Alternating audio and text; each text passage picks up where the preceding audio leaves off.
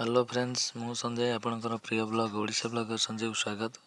आज आसतु बुली जावा कटक जिलार निश्चिंत coil block रो ऊतरक grammar Neelkantheshwar आसतु जावा। यह हूँ महानदी ब्रिज। यह 2 किलोमीटर 2.5 किलोमीटर पर्यंत लंब जहाँ आकर्षणीय ब्रिजटी बा पोलटी। यह अतिक्रम कले कटक पारादीप रोड आसिले यह अतिक्रम करा पड़ो। यह अतिक्रम कलापर आपण नहीं से मंदिर पाखे पहुँची पारे।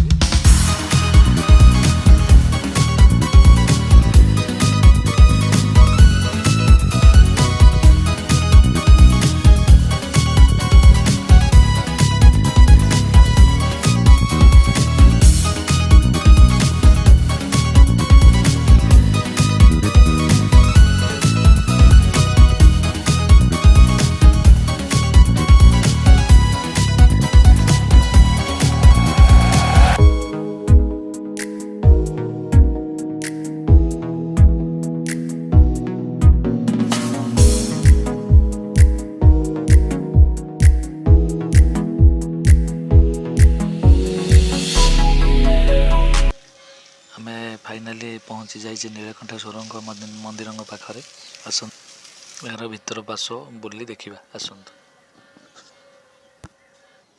यह हूँ प्रवेश द्वार जहाँ मंदिर को प्रवेश करने प्रवेश द्वार रही यार भीतर पार्श्व बाहर पार्श्व आपण देखा। यह हूँ बाहर पार्श्व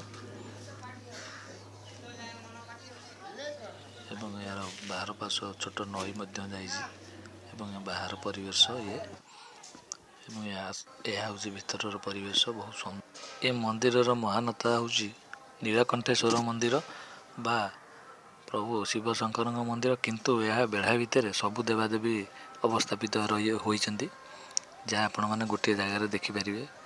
माँ लक्ष्मी ठारू आरंभ कर मंगला पर्यंत बा दुर्गा पर्यंत सबु देवादेवी रही, गणेश भी रही एवं रामचंद्र भी रही।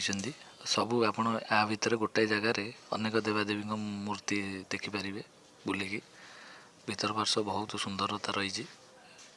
आपण मैंने केबे बुलिया को यही जगह को आसतु बा मंदिर परिवेशटा को अनुभव करंतु।